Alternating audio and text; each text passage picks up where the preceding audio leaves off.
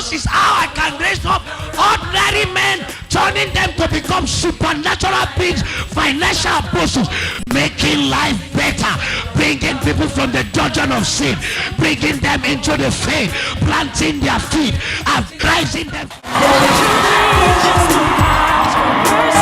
Holy Ghost! Holy Ghost! Somebody shout fire!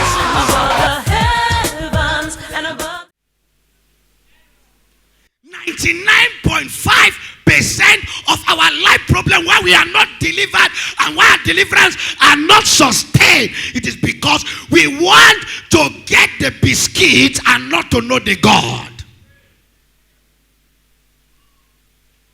He said, I am the Lord God that brought you out of Egypt. I delivered you. He said, so you must be holy. Leviticus 11:45. You must understand. Why should I be holy? Because he has delivered me and brought me out of shame.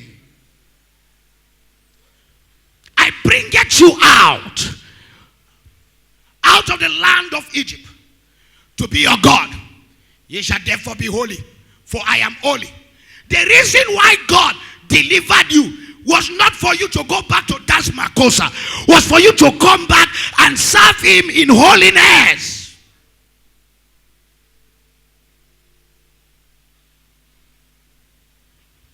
Number 3. Why should we be holy? Because he commanded us to be holy. Holiness is a commandment. Leviticus chapter 19 verse 2. Holiness is a commandment and not an option.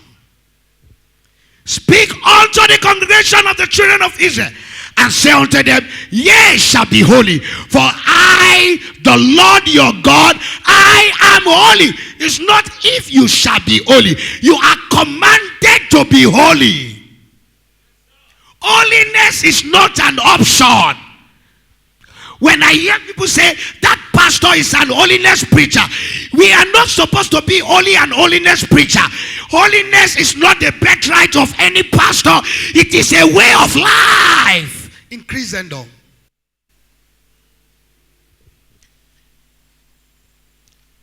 Number 4 is to ensure solid relationship with God. Why should we live an holy life?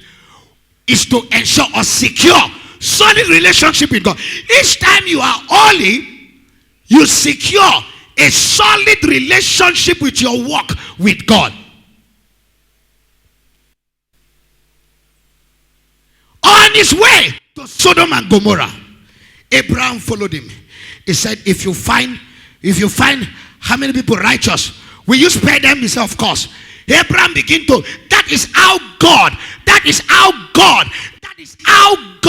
respect righteous living and holy living. For one righteous man, God can spare a whole family.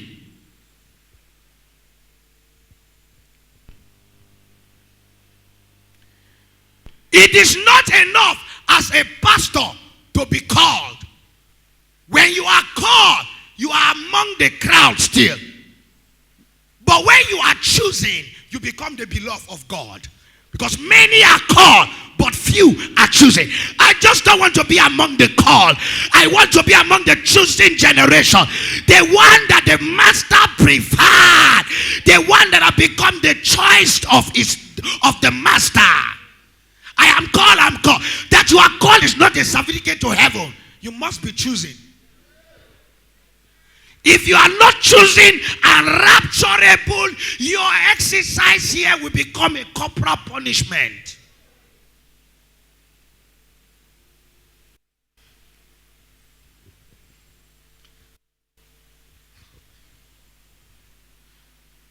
Are we there? Why should we live an holy life?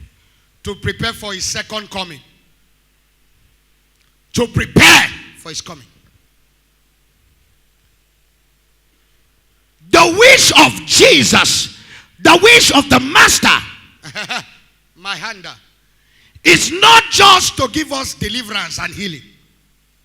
When I see people crazy about deliverance and healing, I thank God for the gifts. They are addition. Seek first my kingdom and my righteousness. These other things shall be added. They shall be added. They are addition.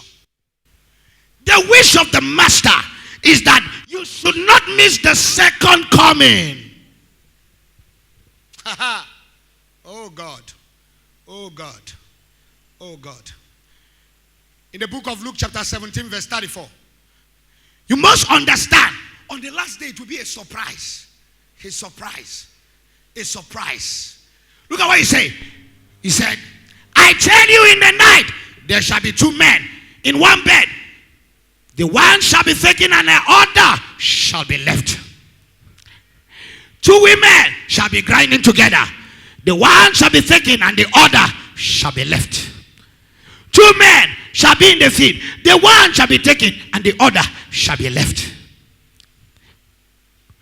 What does this connote? It means on the day of rapture, there will be dangerous disappointment. A pastor can be on the altar preaching like this, and members will just go, Pam, and he's still on the altar preaching. That's not our portion. So, the pastor is on the altar preaching. Pam, he has been taken up to heaven. And the members are saying, where's pastor? Where's pastor? It is only them, those who love him. A husband and wife will be lying down on the bed. After saying honey, the wife can disappear and the other.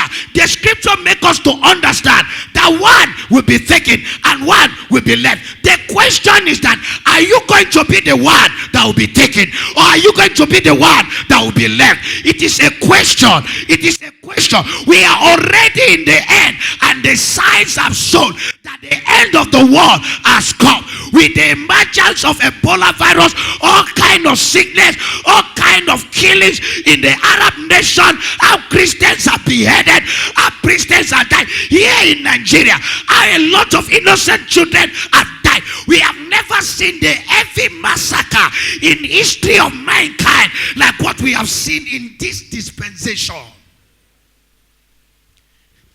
People dying now. It is like they just kill ram behind your house. You think he will not come? How they dig trench and carry a lady into the trench, and they pick stone to stone her to death, and helpless lady. We are in the end. Look at inhumanity against humanity. When a fellow human being can pick stone and chant music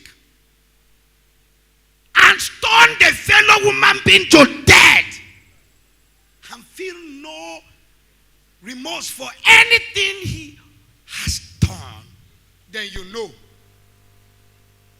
he has to come. Amono tete mabo, amono tete bo. Ayen daru, amono tete bo. Eshe ngori eshe lojojumo. You find out that we need to pray for him. If he comes now, we all miss it. Sometimes I ask myself, which church is he even coming for? How many of us are even prepared? How many are even prepared? How many times have we preachers even sound the warning that we need to understand that the master is coming back? He's coming. That whether I'm healed or I'm not healed, he's coming. What is the benefit of walking out of your wheelchair and you still went to hell? What is the benefit of being delivered and you still went to hell? What is the benefit of receiving prophecy and you still went to hell? I am afraid. How do you escape this judgment? How? Viewers at home, how will you escape it? How will Igila escape the coming judgment? If I know this truth and preach this truth, and yet doesn't practice what I preach, will I not be an outcast? How will you escape it? Will you say that you did not hear today? If you have not been hearing before, you have heard today. If you said, I have not heard before, he's talking to you now.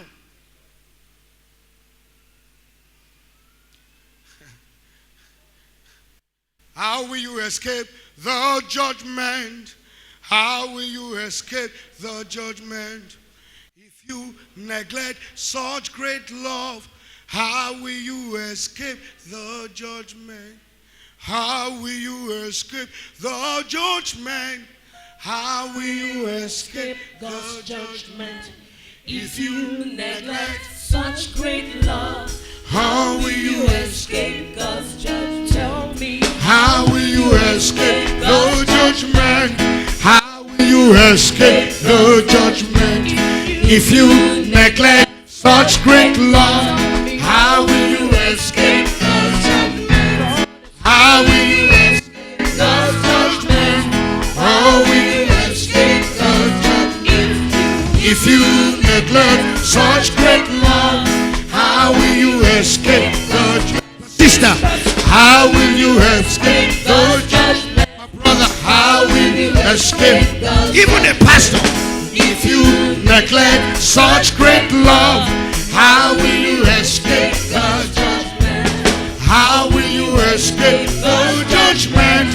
How will you escape the judgment? If you neglect such great love, how will you escape the judgment? How will you escape the judgment? How will you escape the judgment? If you neglect such great love, how will you escape the judgment? The question is, if this love had been showered, the Bible said there is no greater love than for one to lay his life for the sake of his brother. If Jesus has died, has shed his blood, and have raised up preachers to preach to tell you, how do you escape it? How will you say you did not know? How will you say you did not hear? How will you say you were not informed? The question is that, are you even escaping the coming judgment? The Bible said on the last day, men will be in hell, that their worm dieth not. Maggots will be coming out. It is not as if fire will burn you and you will not die. This fire will not kill you, but it is hotter than the fire you ever know on earth. And worms will be coming out, and the worms dieth not. It is an end time. You might die now and think it's the end. If you die in sin, you will die again. There is another second death, and there is a second life. There is a life after this earth, and that is why holiness is the prerequisite to see him, according to Hebrews 12:14. That follow peace and holiness, without no man shall see the Lord. If you want to see him on the glorious appearance, you must understand that sin must be put to death.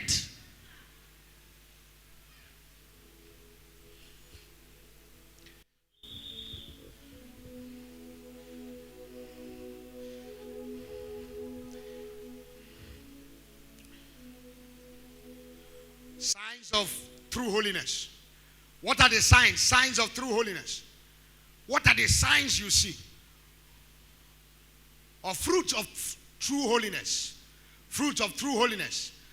What are the fruits you see in a man's life and know that this man is truly holy? The endorsement of men that a man is holy is not the criteria and the height and principles that God uses to judge an holy man. I have said it. Everybody can call a preacher an holy preacher, and God does not even know him to be holy. Number one, fruit of true holiness is that forgiveness is a way of life. A man who lives a true life of holiness, forgiveness is a normal way of life. How do I say I I am holy and I cannot forgive even people around me. And I claim I'm holy. This is the question for all preachers. This is a question for all members. How many preachers mount their altar to kick against another preacher? The question is, when I say I am holy, if actually I am holy, will I run down another man's work down?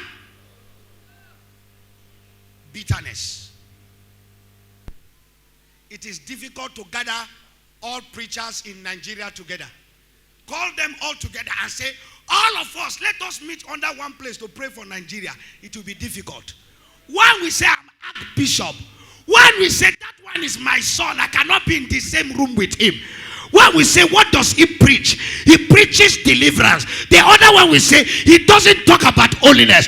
The other one will say, he does too much miracle. The reason is because we don't have an holy life.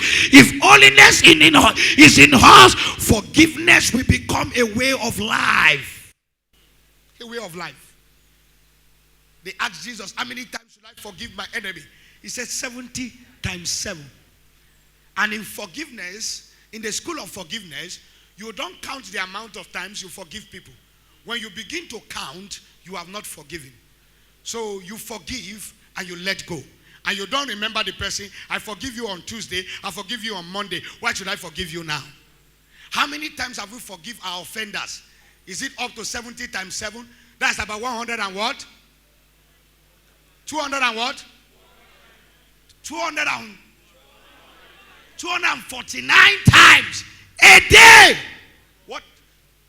400. What is God trying to say? God is trying to say that forgive your offenders forever.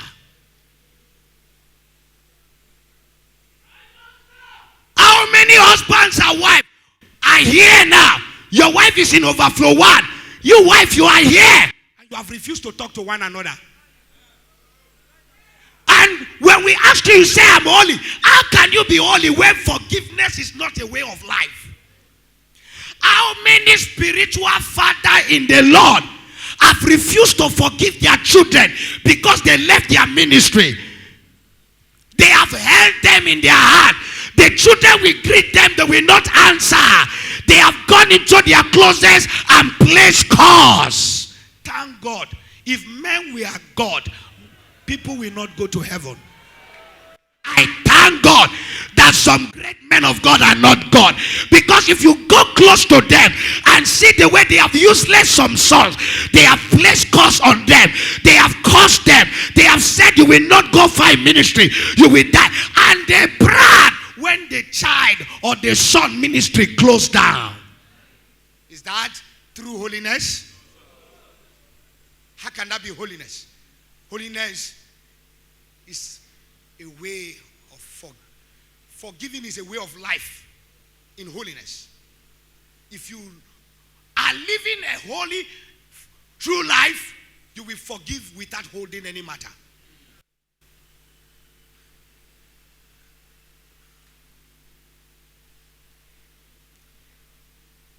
I have heard a preacher said, even though God revealed to me that social man of God in Nigeria is now truly born again, I will not near him, I will not believe him, and I will not get close to him. That is the level of unforgiving life. Bitterness to the highest level.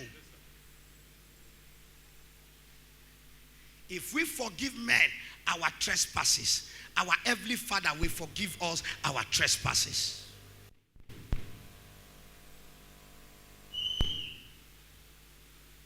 How many of you are holding your pastor in your heart? How many of you are holding your member in your heart? How many of you are holding one another that I have refused to forgive? There are some children that have refused to forgive their parents. There are parents that have refused to forgive their children. How do I say, sir, that I'm holy and I cannot forgive?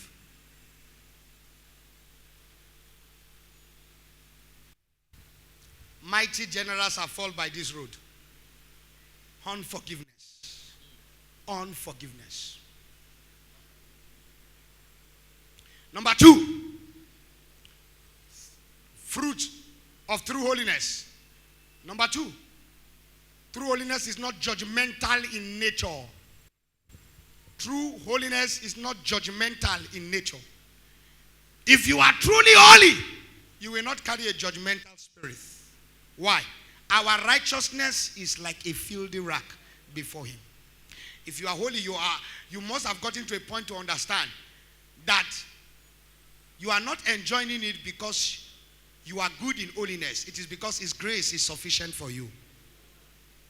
It is his grace that helps us to live an holy life in this wicked, corrupt generation. When I see a man of God or a member or any kind of person being judgmental in nature, that judgmental nature has disqualified him to be an holy person. Because when you are holy, whatever pure, whatever holy, whatever righteous, whatever true, you will think about that. You will understand that it's not of him that willeth, nor of him that runneth, but it's of God that showeth mercy. When you see your brother falling down, you will not judge. An holy life, an holy man, we have an holy heart. An holy heart is an heart of help. The heart to rescue sinners out of their dungeon. How many times are preachers so happy when they see another man of God at collapse? Probably the media is carrying all kind of rumor about the man of God. They celebrate and say, have we not said it? Is it not true? And I ask them the question, if you are so judgmental, do you ask yourself, the souls under that ministry, are they not of God? If you hate one man and because of that man you are hating the whole soul there, you are not qualified to be an holy preacher. How do you fight another man's vineyard? That a man of God fall in adultery, that is where all of us should run around him and say, how do we raise you up? How do you come back? Dust your body and come back. But what do I see all over the world? That is when preachers pay journalists to write jargons about the man of God. It is only in the body of Christ that generals celebrate over the downfall of another general. If we are holy, we won't do that. I've discovered that people who preach holiness sometimes are too condemning and judgmental. And hear this. There is no perfect holiness preacher like Jesus Christ. He took his visitation. On his way, he saw Zacchaeus on the tree. And Zacchaeus was a terrible, corrupt civil servant and politician. He was popular. His corruption was so highly gargantua. And do you know what Jesus did? He looked at Zacchaeus with the height of Zacchaeus. He said, Zacchaeus, come down. I am going to your house today. I'm not among the people that condemn you, because I understand if I enter your house, salvation has come. How many Zacchaeus we have left on the tree and they have committed suicide because we have holier than thou nature? How many Zacchaeus have we abandoned? The woman with the alabaster oil, she broke the oil, she poured on the leg, she used her long hair to wipe the feet of Christ. That looks seductive in nature, but Jesus interpreted and said, she prepared me for my burial. She might look like prostitute, but I came to save the lost. He said, I came for the lost sheep of Israel. When we men of God, when will we get to a height where we begin to run after backsliders, where we begin to run after people that are falling down, and stand by them and tell them, you can rise again, brother, you can lift up your head? How? When will we come and understand that the preaching of the gospel, it is not the preaching of destruction, it is the preaching of reconciliation. He has brought the ministry of reconciliation. If Jesus on the cross can say, Father, forgive them, for they do not know what they are doing, I ask, it is time, let us go and help our injured general. It is time, let us go and help our injured brothers. It is time, let us go and help help our devastated preachers. It is time. Let us stand by one another instead of celebrating the downfall of one another. I am afraid. I was a born Muslim. I came out from an Islamic background, but when I entered Christianity, the picture I saw almost made me to backslide until Jesus appeared to me and said, son, you are not here because of any preacher. You are here because of me. I am your internal rock of ages. All other principles may fail, but I will not fail. I'm afraid. Sometimes I ask myself, people of God, which heaven are we waiting for?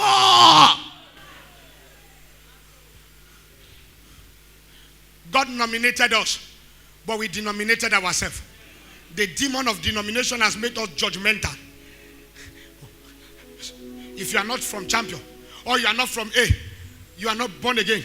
You are not. Who told you going to your church will make you go heaven?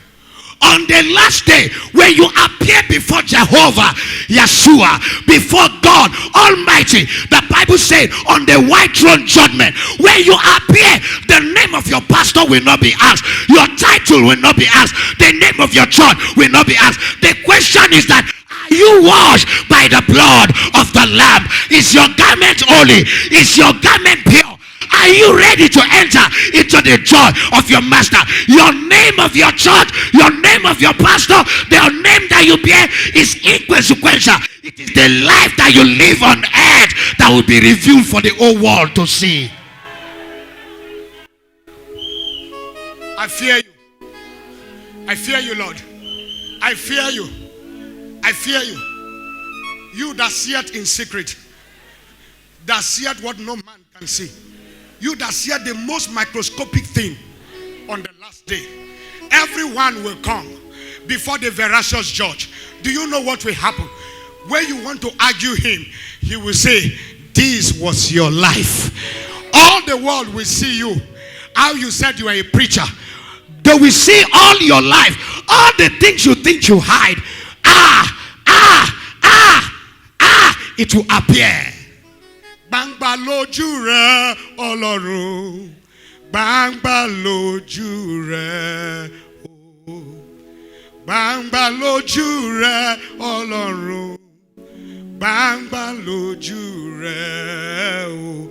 It means your eyes, oh Lord, is so wide. You can see everything.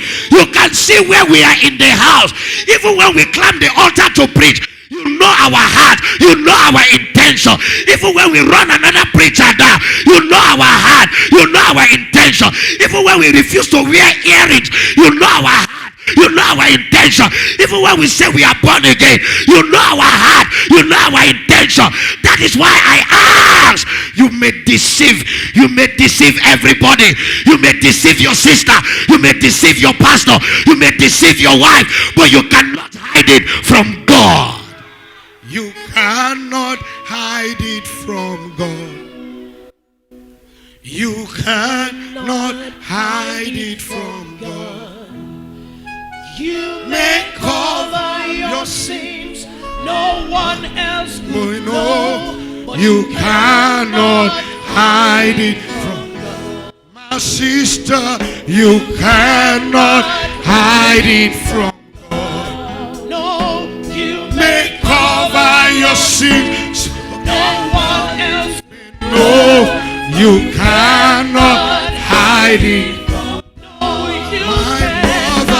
You cannot hide it from God. You cannot hide it. You cannot hide it from God. You may cover your sins. No one else will know. You cannot hide it from Look, God. On the last day, the greatest surprise that will happen, it is the most persecuted, rejected prophets and pastors that will be surprised that that will enter the throne of grace and enter heaven. And the one we say they are the most holy, they will now appear, and we will now discover they were the one that actually went to native doctor. They were the one that is actually using something to cover up. The Bible says in Matthew 24, he said even the very elect shall be deceived. The Antichrist will not appear by emblem of total opposition. He will appear in our midst and prove to be among us.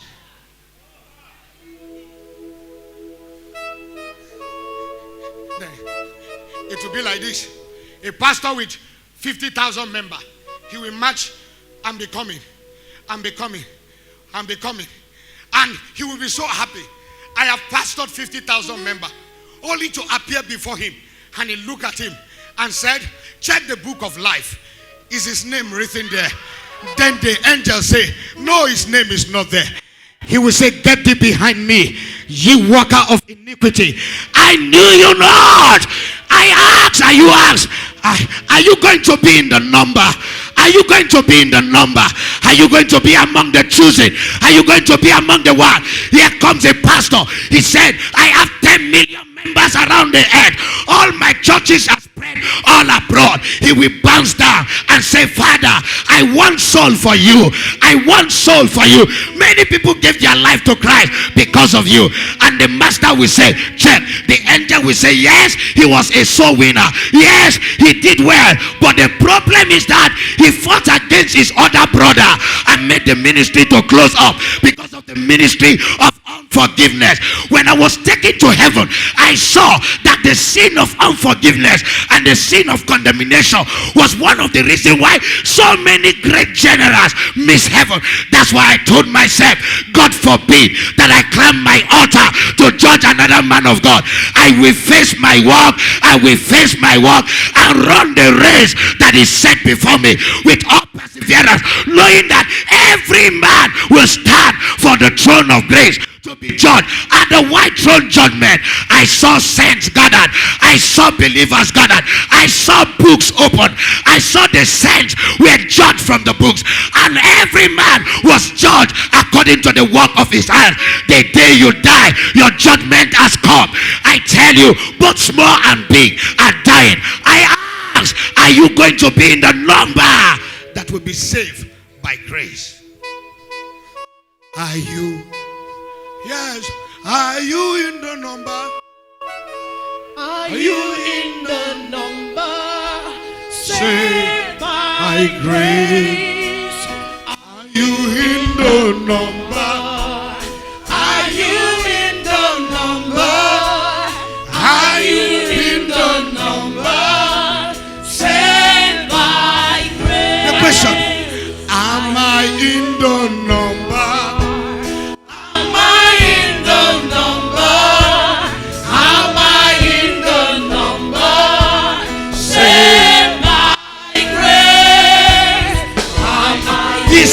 You, Jesus is asking, are you in the number? If he comes today, are you in the number that will be saved by grace? Yes, he's asking you, are you in the number? Are you in the number? He's asking you, if you die today, are you in the number? If you have all the money, if you leave this earth, are you in the number? You may be a pastor, are you in the number? You can be brother Joshua, are you in the number? You can receive miracle and still go to hell. You can receive healing and go to hell, but you cannot receive Jesus and go to hell. He's calling you. The number. Are you in the number? Are you in the number? Saved by grace. It's a question. Are you in the number?